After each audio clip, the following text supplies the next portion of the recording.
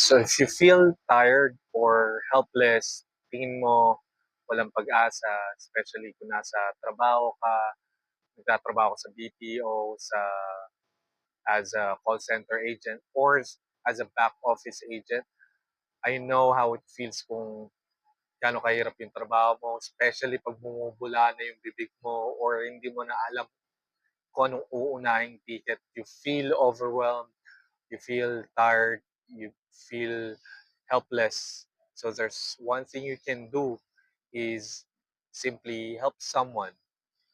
Okay? So tulungan mo yung kakilala mo, let's say paghawak lang ng pinto para makapasok siya.